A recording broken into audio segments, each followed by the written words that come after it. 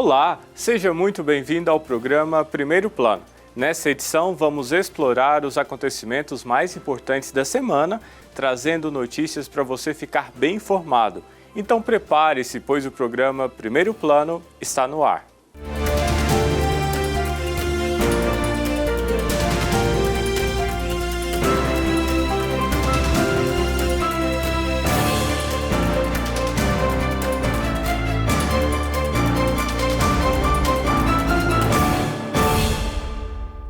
E nós vamos começar a nossa edição desse programa homenageando o missionário redentorista Padre Jesus Flores.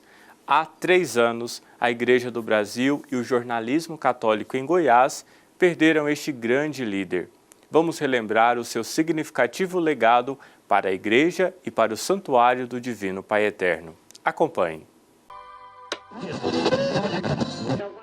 Sendo uma rádio católica com compromisso com a evangelização, ela tem um parâmetro do qual ela não pode fugir. Ela não pode fugir do Evangelho. Ela não pode fugir da doutrina católica. O papel dela, ela vai descobrindo em cada momento da sua história, mas sempre preservando o valor eterno da palavra eterna de Deus.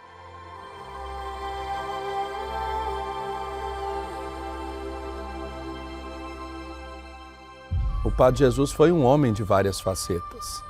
Eu não sei qual adjetivo que eu vou dar para o Padre Jesus. Se ele é um homem completo ou um homem complexo. Eu olhava para aquele homem do vozeirão e ficava muito impressionado.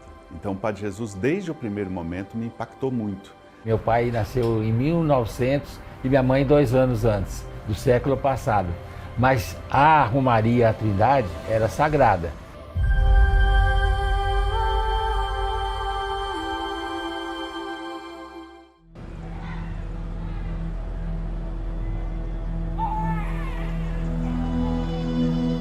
Nós somos de Lusiânia, aqui pertinho de Brasília, né?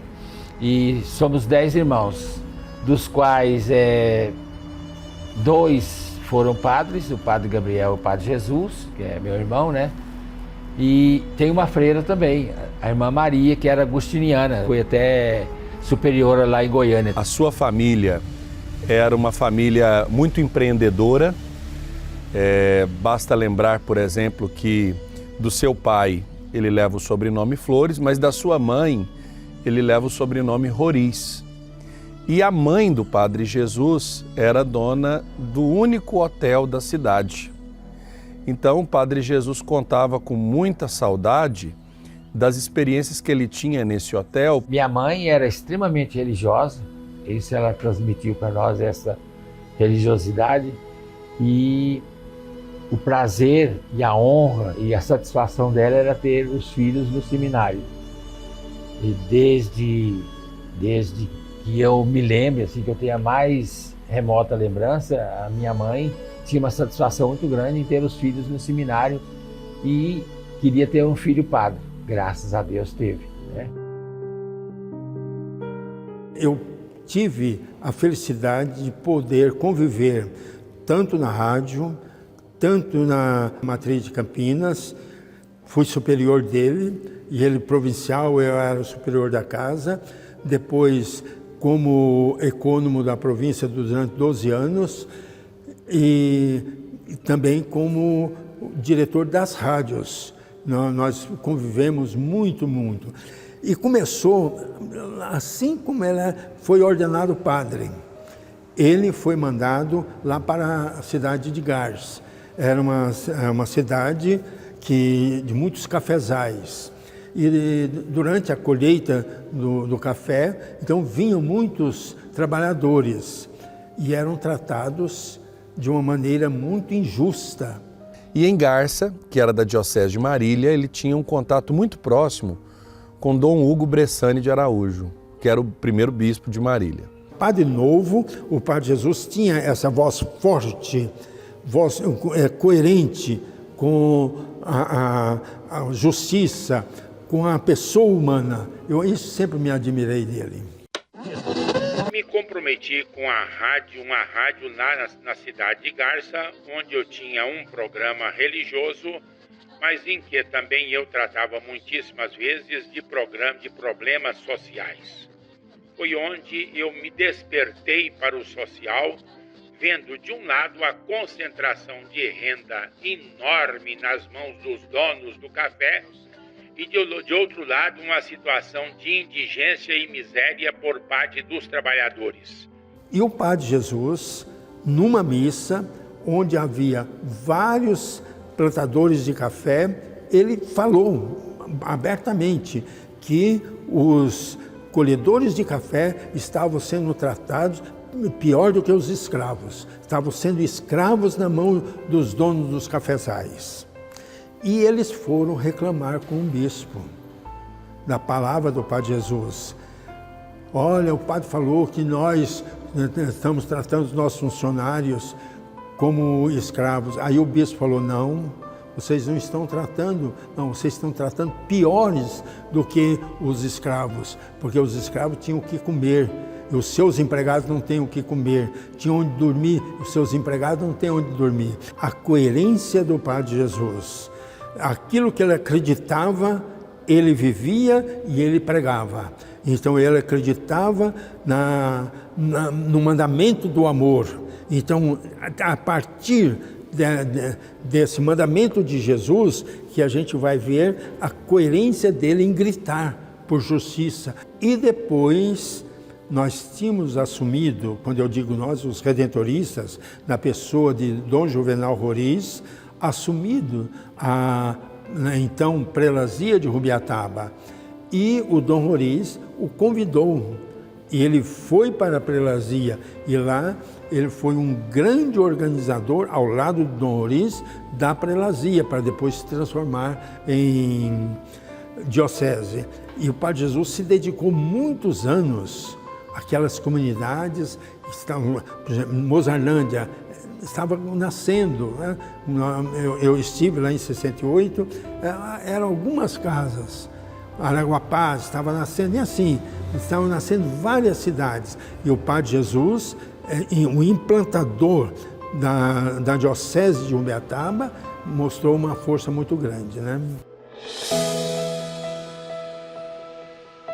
Eu era um adolescente e o Padre Jesus era meu pároco, lá no interior de Goiás, né, cidade de Mozarlândia. O Padre Jesus era o pároco e eu quase pré-adolescente ainda, para ser mais preciso. Eu olhava para aquele homem do vozeirão e ficava muito impressionado. Então o Padre Jesus, desde o primeiro momento, me impactou muito pela presença dele. Eu falo presença no sentido completo da palavra, quer dizer, a presença da voz e do conteúdo e da postura de vida. Ele era um homem corajoso. Quem conheceu o Padre Jesus sabe, essa palavra, eu acho que ela é um sinônimo do ministério do Padre Jesus, um homem corajoso. Eu entrei para o Seminário Redentorista São José, em Goiânia, em 1978. E naquela ocasião, o Padre Jesus Flores já era o superior vice-provincial da então vice-província de Brasília. E eu, um adolescente de 16 anos, iniciando a minha caminhada vocacional. Me lembro muito bem do Padre Jesus, uma presença muito forte, quando ia de tempo em tempo fazer a sua visita ao seminário. E era para nós um dia de festa.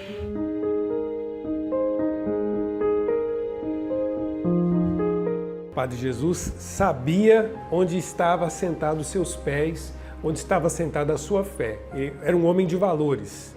Então, a partir do valor da defesa da vida e dos valores do Evangelho, ele poderia falar com liberdade e cobrar de qualquer autoridade. O Padre Jesus foi o primeiro, como eu disse, a conseguir sintetizar essas duas realidades. O padre, o missionário, o pregador e o jornalista. O jornalismo católico que se preza olha a realidade, analisa a realidade, julga a realidade e sob a ótica do Evangelho e da doutrina social da Igreja, se posiciona a favor ou contra as políticas do país e de suas autoridades. Ao jornalismo cabe perguntar se a política pública contribui para o bem ou para o mal da maioria ou minoria da população. De acordo com o exemplo dos profetas e do próprio Jesus, aplaudir ou condenar não é questão de política partidária ou ideológica. Agora, eu pergunto, eu posso concordar com as políticas de combate à pandemia do coronavírus, que produziu 20 milhões de infectados e 566 mortos? Eu posso concordar com a política do meio ambiente, condenada pela ONU e pelo mundo? Para o jornalismo católico, a única coisa que vale é a verdade, porque só a verdade nos libertará. E eu escutei atentamente cada uma das palavras do Padre Jesus Flores, e aquela palavra tocou profundamente no meu coração. Foi naquele momento que eu decidi de fato, eu quero ser padre. O Padre Jesus foi uma pessoa muito importante na igreja, né, na TV, enfim, no jornalismo em Goiás e no Brasil. Não tem mais figuras no jornalismo, nem no Brasil. Da estatura do Padre Jesus não tem mais, infelizmente, mas, enfim, é a vida. Esse é o Padre Jesus. O Padre Jesus era acima de todas as médias. Qualquer pessoa que conhecia o Padre Jesus se encantava por ele em minutos. Ele marcou a história nossa da comunicação em Goiás porque ele foi um homem sem medo. Sempre esteve ao lado das pessoas que não têm voz. Nossa vida é um processo. Lança-se a semente na terra, lentamente ela brota e vai produzir frutos. Viva a vida!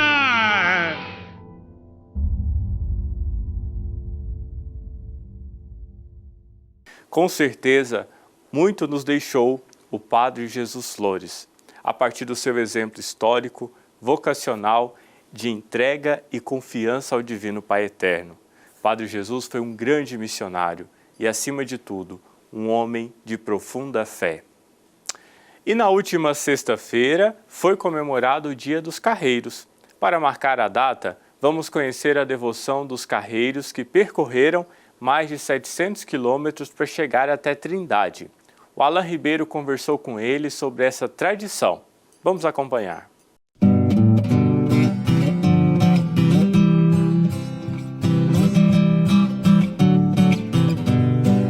O céu se pinta no entardecer de Trindade.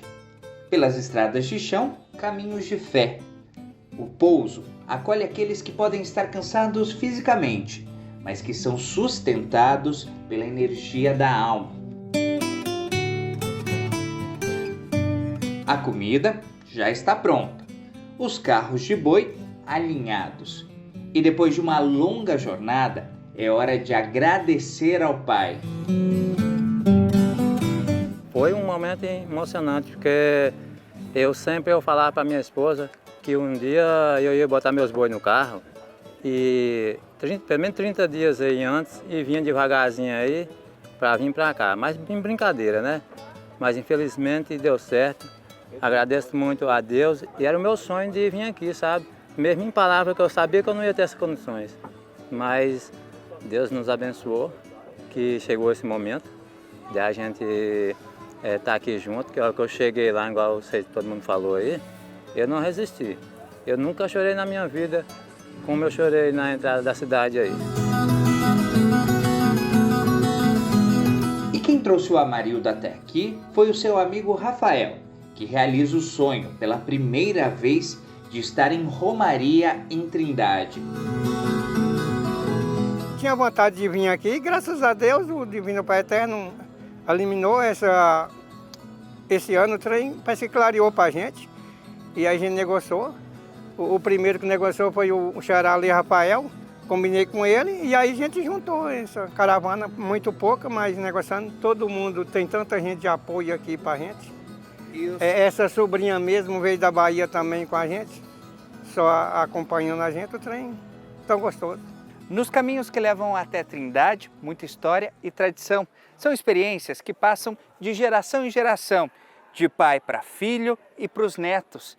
E tudo isso é permeado por uma única coisa: a devoção ao Divino Pai Eterno.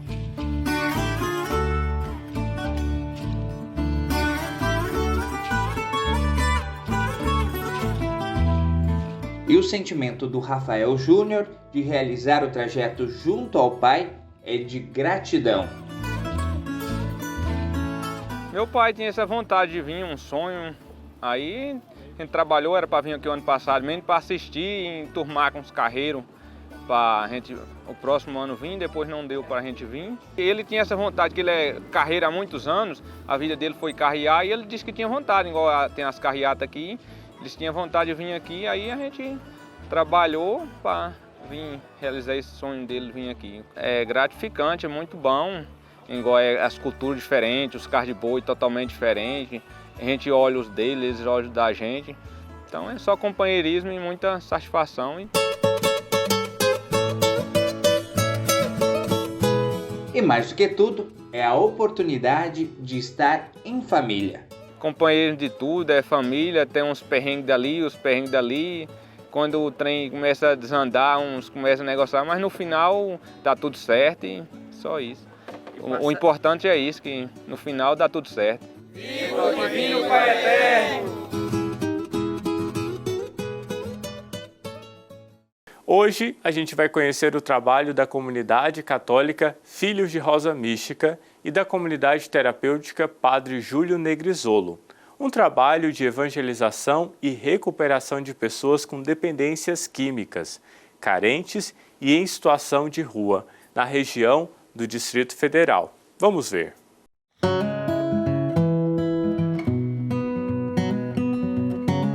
Padre Vanilson mostra cada canto da comunidade Rosa Mística com muito amor e felicidade.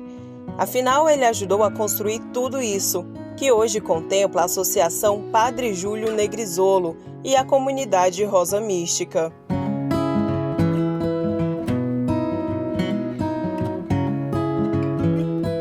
Padre, a gente deu uma volta aqui na associação, eu vi que é muito grande e eu quero saber o sentimento do senhor em ter ajudado a construir tudo isso para o bem de todos, né? Porque não é algo assim que vai satisfazer o seu coração, mas sim ajudar uma comunidade que é gigantesca. Olhando assim a história, tem uma satisfação, né? Porque nós chegamos aqui, tudo era braquiária, era mato. Então a gente construiu, como diz assim, do zero. E isso com a ajuda de muitas pessoas, muitas mãos se unindo.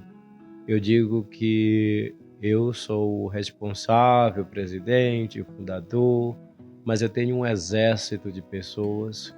Comigo a gente vai construindo a história. Então, olhando que a gente andou por aqui, assim, tudo isso a gente foi construindo, foi edificando. Eu olho assim essa responsabilidade e compromisso, essa colaboração que a gente tem com o Criador, também de dar continuidade à criação. A comunidade Rosa Mística é uma associação de católicos comprometidos com a evangelização e restauração de pessoas com vício em drogas e famílias em situação de vulnerabilidade social. O trabalho conta com mais de 150 voluntários que acolhem os necessitados. Aqui é a sede, mas nós temos em Santo Antônio Descoberto, em Goiás, uma outra chácara que está só a serviço da obra social da Casa de Recuperação, Casa Betânia. E lá costumamos acolher turmas de 20, né, para não ficar aquele aglomerado de gente e não ter qualidade no nosso trabalho. E temos em São Sebastião, Distrito Federal, uma casa, que é a Casa Madre Teresa, que trabalha com pessoas em situação de rua, famílias carentes. Temos lá também convênio com o Instituto Levo e Sebrae uma oficina de corte e costura.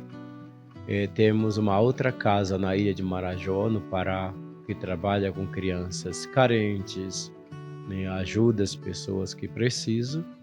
E, além disso, nós temos as casas de missão religiosa mesmo. Na sede da comunidade da associação também são realizadas missas e eventos na paróquia, que ainda está em construção. Para ajudar na finalização das obras, foi criada uma rifa, com prêmios em dinheiro, um lote e também um carro 0 quilômetro. Qual é o sentimento, senhor, como pessoa, principalmente em relação ao seu chamado? O senhor está satisfeito, fica feliz em servir as pessoas? Sim, eu digo que eu me sinto realizado na minha missão, na minha vocação. Eu abracei, eu digo, Deus inquieta, incomoda, Deus chama, dentro das minhas limitações e misérias, então eu abracei essa missão e eu tenho essa visão, que rezar é conviver bem com as pessoas, rezar, ter uma espiritualidade, ter uma religião, é um dever que eu tenho de conviver uma relação sadia com o outro, ajudar o outro.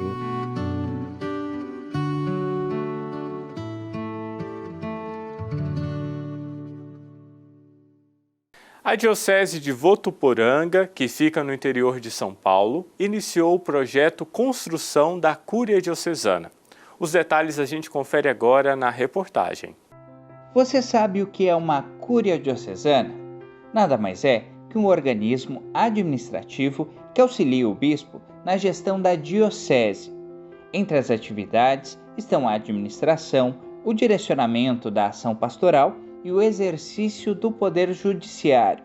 E a mais nova diocese do país, de Votuporanga, São Paulo, com quase 8 anos de existência, deu início ao projeto da construção da Cúria Diocesana. Nesses 7 anos e quase 8 anos, nós passamos pela pandemia, mas antes de 2020 nós tínhamos já esse desejo de ter a sede própria, a sede administrativa.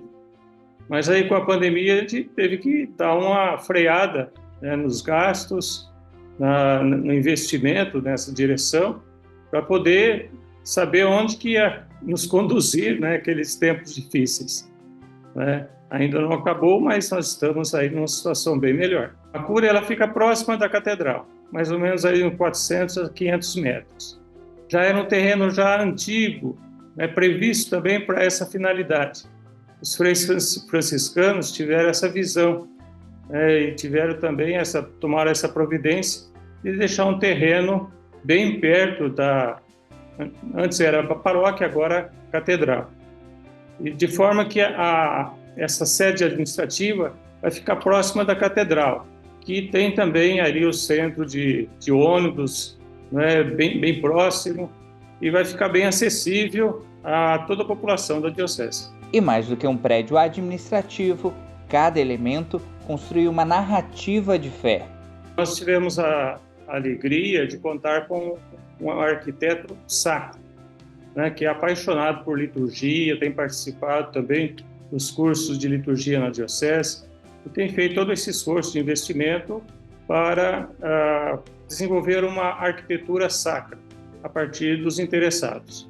E ele elaborou, à luz das nossas necessidades, né, para essa cúria, ele elaborou, de fato, a estrutura da cúria, tendo toda uma concepção baseada como se fosse um mosteiro, mas inspirada nos valores do Antigo Testamento, do Novo Testamento. Então tem toda uma mística e uma capela que vai estar acolhendo os visitantes desta nova cúria. A capela é um ponto central de toda a cúria, né? Ela tem características de uma tenda, né? Não mais aquela tenda do antigo sacrifício, mas a nova tenda armada entre nós, né? Que é o próprio Cristo, né? Então, temos essa simbologia. E a forma dessa capela é uma forma octogonal, é uma forma com 8 lados iguais, lembrando-nos, né, do 8º dia, da vida nova, né, tudo isso em Cristo, né, no próprio Cristo. Traz ela, então, centralmente um altar, né? O altar, juntamente com o ambão e a sédia, são os polos constitutivos do espaço, né? E do altar vai brotar o sangue e a água, né? São rios de sangue e água que vai permear toda a capela, que vai ligar os polos constitutivos, bem como toda a assembleia. E quando finalizado, o fiel que entrar no prédio não encontrará apenas uma estrutura de concreto, mas um convite para viver a própria fé. Arquitetura por mera arquitetura, acredito que não tem valor, né? Eu acho que tudo que realizamos, que concebemos, há esse simbolismo, há essa necessidade de ter esse além, né? de comunicar algo, né?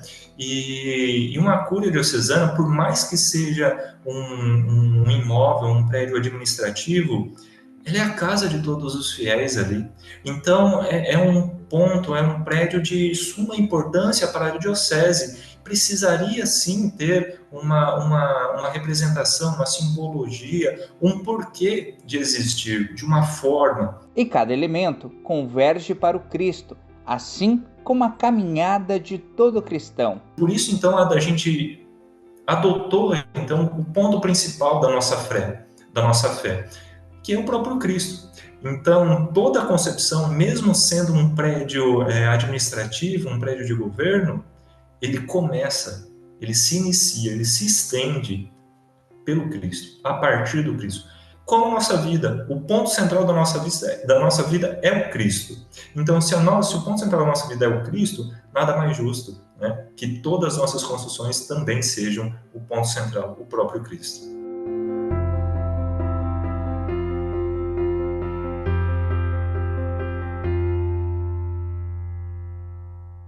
Não saia daí, o programa Primeiro Plano volta já.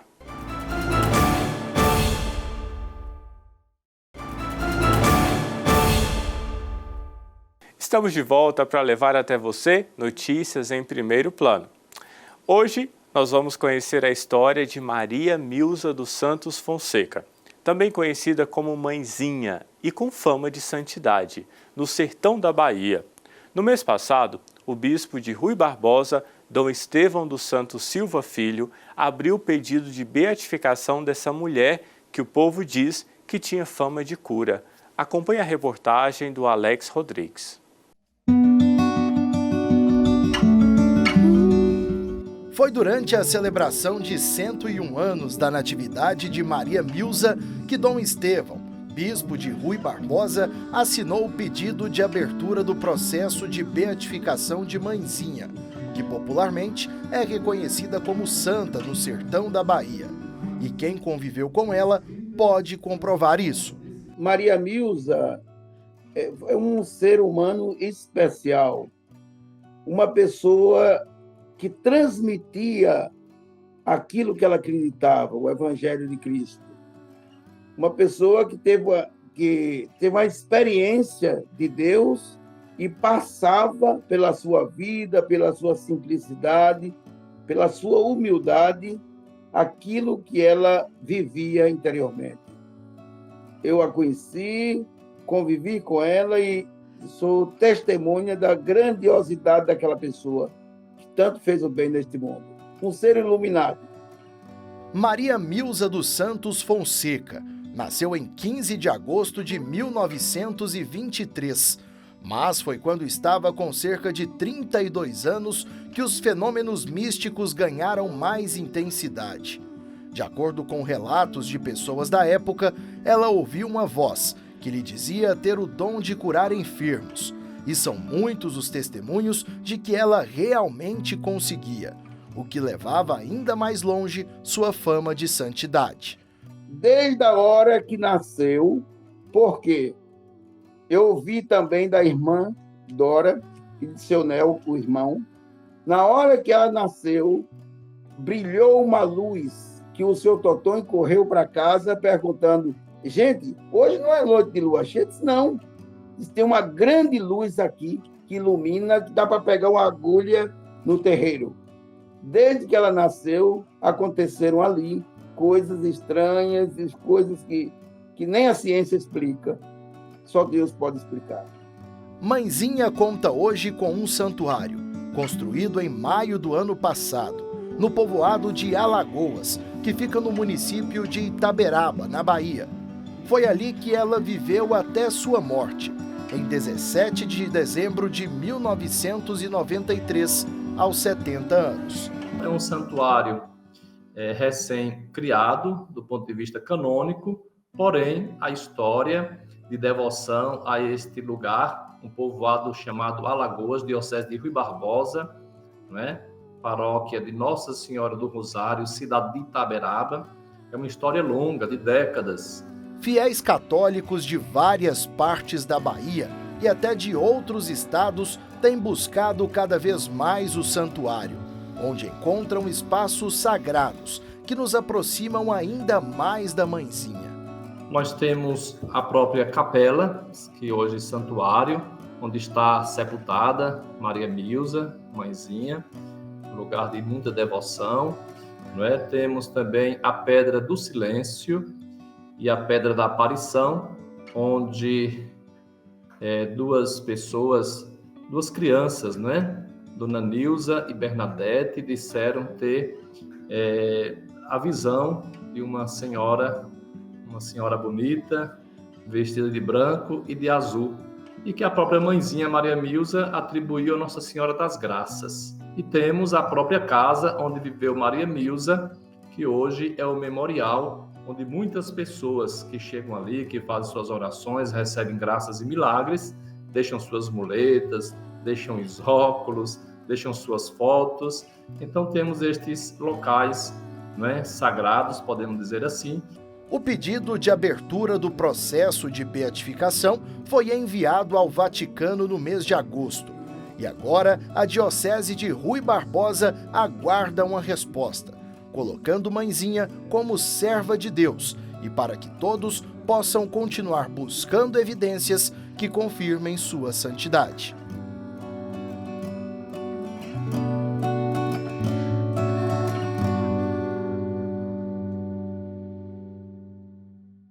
Cerca de 8.000 pessoas de várias partes do país participaram do evento Levanta-te, que aconteceu nesse último final de semana no Distrito Federal. O encontro contou com momentos de orações, palestras e muito louvor.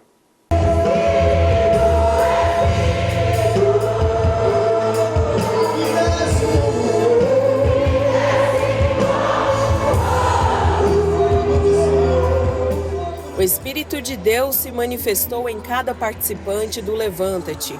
Foi difícil conter as lágrimas diante de tanta unção. Dava para sentir a presença de Deus na chácara da Associação Padre Júlio Negrisolo, onde foi realizada a 9ª edição do evento.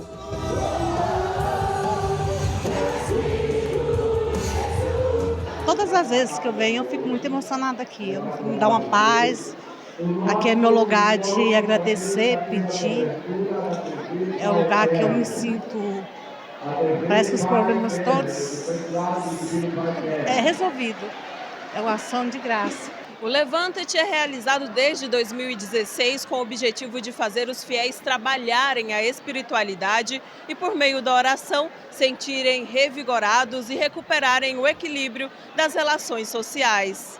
A palavra justamente é o nome do encontro, né? Levanta-te. Então é uma palavra de ânimo, de coragem para as pessoas, para elas continuarem o caminho delas, né? De pé, com confiança, com garra, com esperança. E para renovar as forças, o evento teve muitos momentos de oração.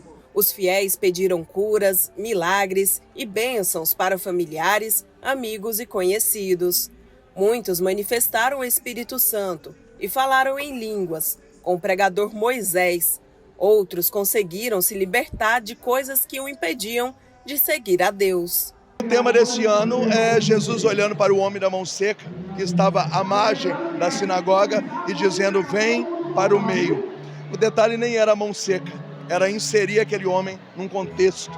Então tem muita gente fora da igreja, muita gente da pandemia para cá, perdido, desconectado, Então a ordem de Deus para hoje é a gente congregar, voltar para nossa paróquia, para o nosso grupo, de onde a gente nunca deveria ter saído. Qual é o sentimento hoje? Gratidão, só gratidão. Gratidão a Deus pela vida, por tudo que Ele faz por nós. Segundo a organização, neste ano, o Levanta-te superou a expectativa e reuniu cerca de 8.000 fiéis que vieram de vários estados. Alguns em caravanas que demoraram até 12 horas para chegar ao Distrito Federal. Nós recebemos aqui mais de 3.000 pessoas só de caravanas e estamos muito felizes com esse pessoal de ter vindo e que vai voltar, todos que vieram buscar a graça, voltar com a graça que veio buscar.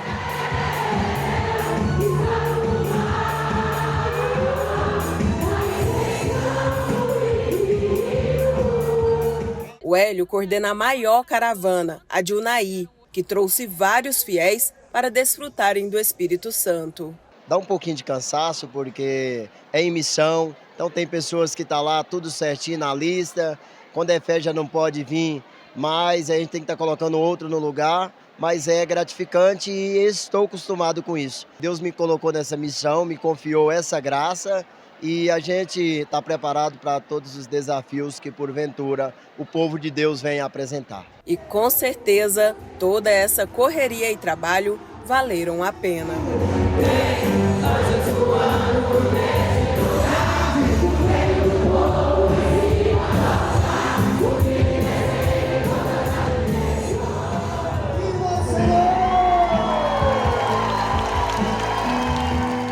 Momentos como esse que acabamos de assistir renovam no coração das comunidades o amor a Deus. Por isso é tão importante os grupos, as comunidades se envolverem nesses encontros e nessa participação.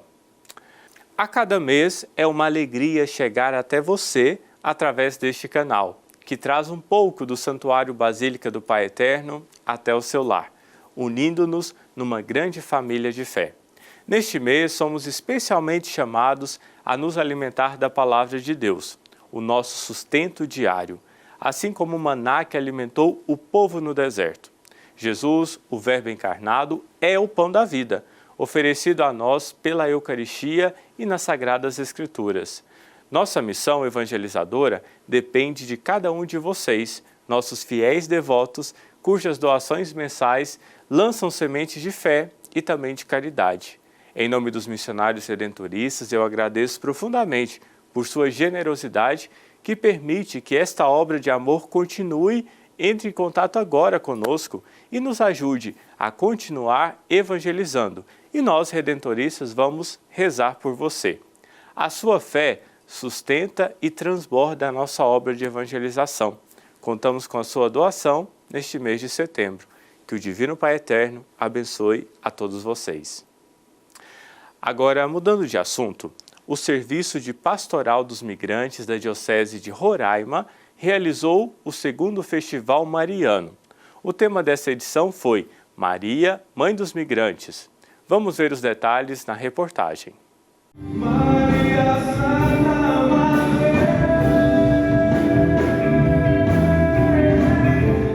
Já dizia o ditado, quem canta, reza 2 vezes. E mais do que isso, o 2º Festival Mariano, que aconteceu na última sexta-feira em Boa Vista, Roraima, quis promover a integração entre comunidade local e os migrantes. A proposta é uma iniciativa do Serviço Pastoral dos Migrantes da Diocese local. O ano passado, você deu a oportunidade na Semana do Migrante, no mês de junho, fazer essa iniciativa, né? Como uma forma de integração do migrante na comunidade católica aqui em Roraima. Foi tão bonita a atividade que a irmã decidiu fazer uma 2ª edição. Este festival é dedicado a honrar a riqueza artística e cultural. Na categoria de interpretação, músicos de diversas origens e estilos tiveram a oportunidade de brilhar no palco, compartilhando sua paixão com o público presente.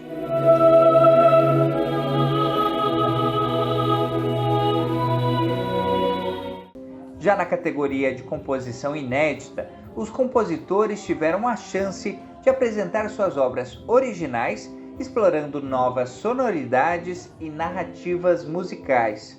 E um júri de peso teve a difícil missão de escolher os melhores. Tínhamos um padre consolata, padre Lourenço, ele é vice-presidente de Caritas e ele é músico. O segundo jurado foi uma professora, uma licenciada em música, ela é violinista, ela pertence à Orquestra Sinfônica de Boa Vista e também é egressada da Universidade Federal de Roraima em música. E o terceiro júri foi a professora Wagner Gomes, ela é professora em letras. A Yanis levou o primeiro lugar na categoria Interpretação. Ela deixou a Venezuela há 5 anos e partilha que o sentimento de participar do festival é único. O sentimento foi um sentimento de alegria, de todo o esforço que tive que traspassar para chegar nessa etapa, né? Para chegar no primeiro lugar.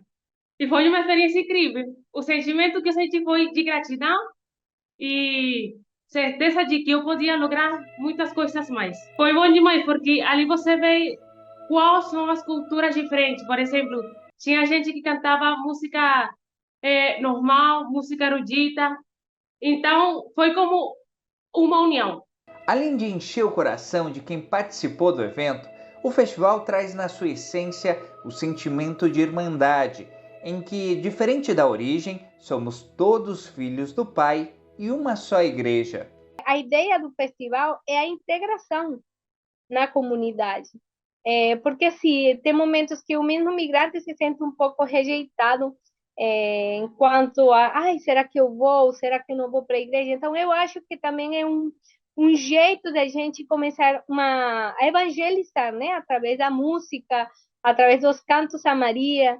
E por que não sonhar e fazer desse projeto não só um evento em Roraima, mas de todo o Brasil? O próximo ano a gente vai ter uma 3ª edição, mas seria bom a gente estender para outras cidades, para outros estados, este lindo festival, porque realmente eu acho que, como falei, é um jeito de aproximar a gente à igreja, um jeito de evangelizar e um jeito de integrar também a população migrante.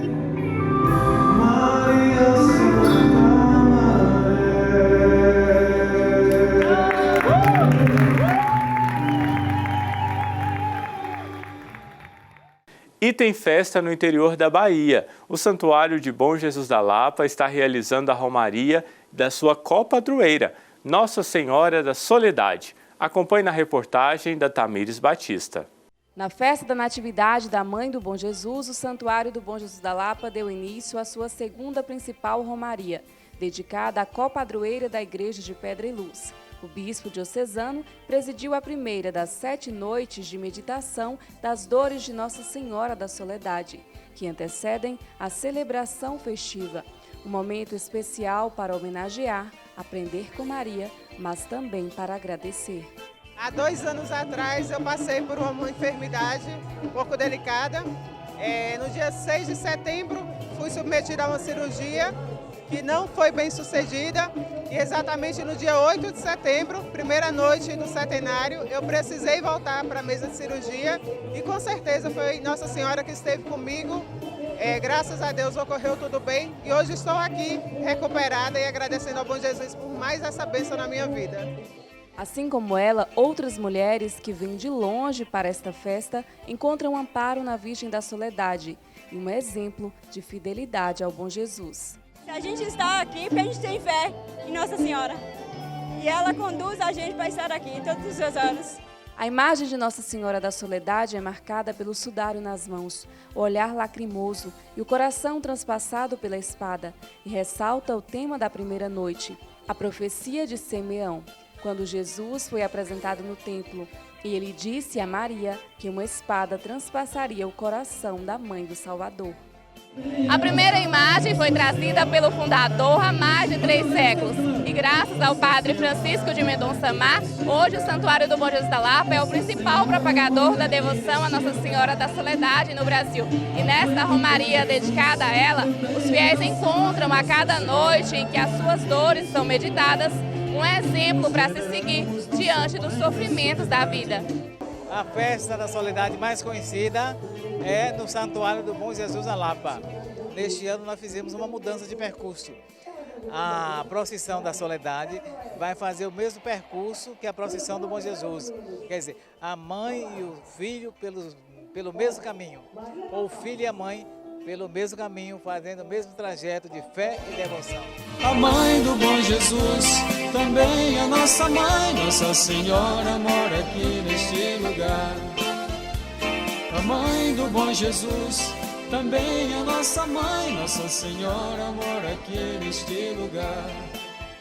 Que bacana! E você sabe que a TV Pai Eterno transmite de segunda a sexta-feira o Terço da Misericórdia, sempre às 15 horas. Não saia daí, o programa Primeiro Plano volta já.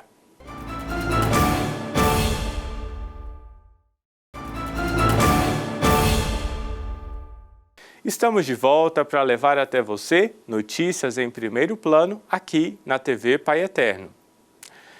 Dados do Instituto Nacional de Pesquisas Espaciais revelam que o número de focos de queimadas no Brasil em 2024 já é o maior dos últimos anos. E os incêndios ainda estão sendo contabilizados com novos registros sendo feitos todos os dias. Uma situação que preocupa por conta da devastação dos nossos biomas. A nossa equipe de reportagem preparou uma reportagem especial sobre esse assunto. Acompanhe. Imagens de satélite revelam um cenário alarmante de devastação no Brasil.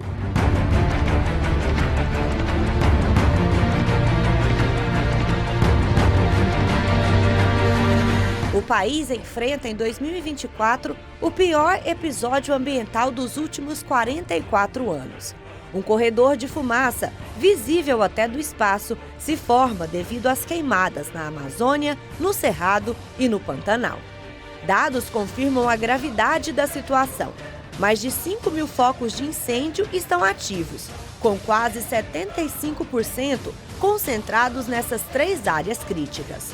Desde o início do ano, o Brasil já contabilizou quase 100 mil focos de queimadas. A natureza é a nossa maior e melhor arma contra os impactos das mudanças climáticas.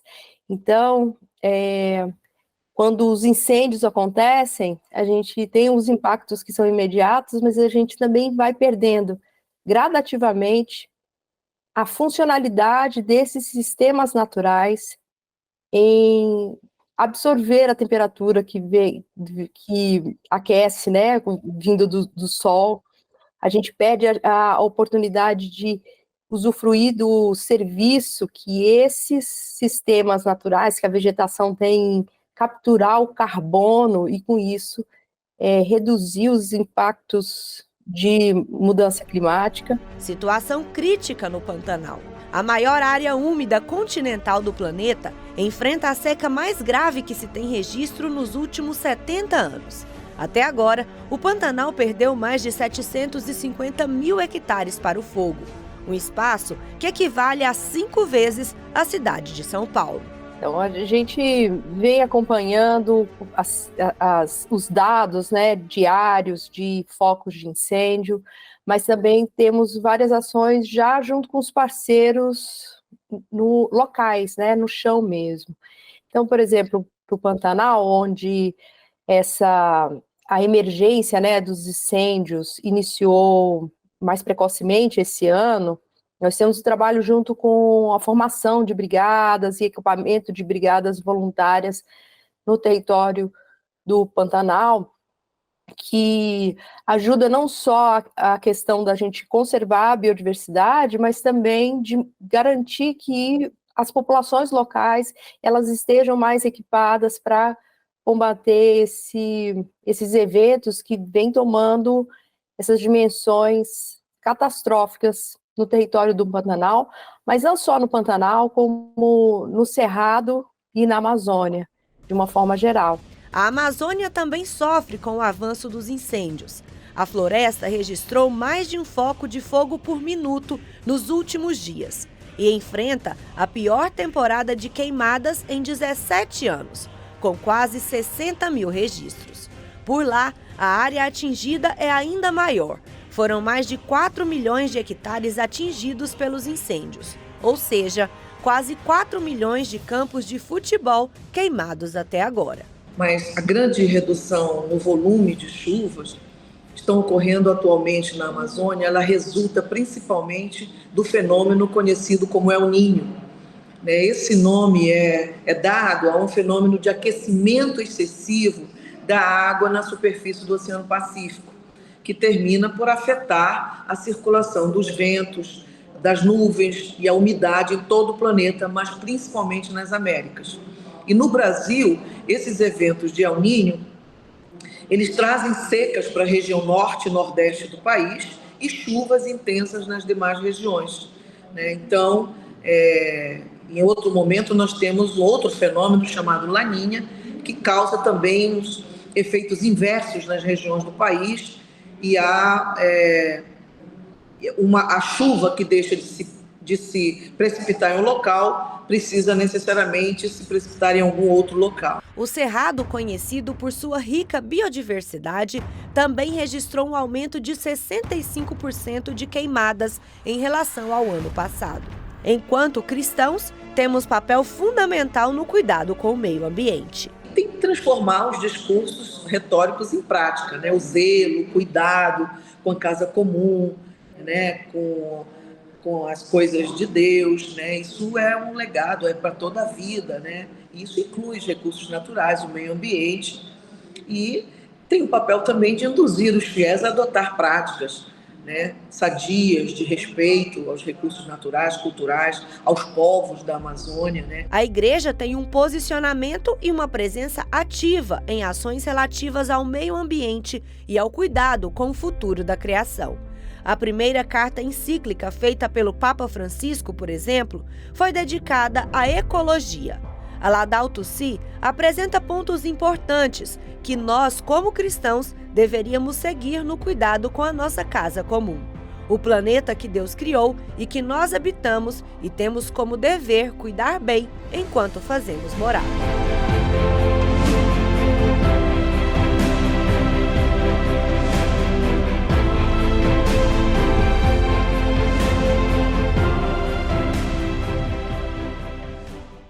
E assim, encerramos mais uma edição do nosso programa Primeiro Plano.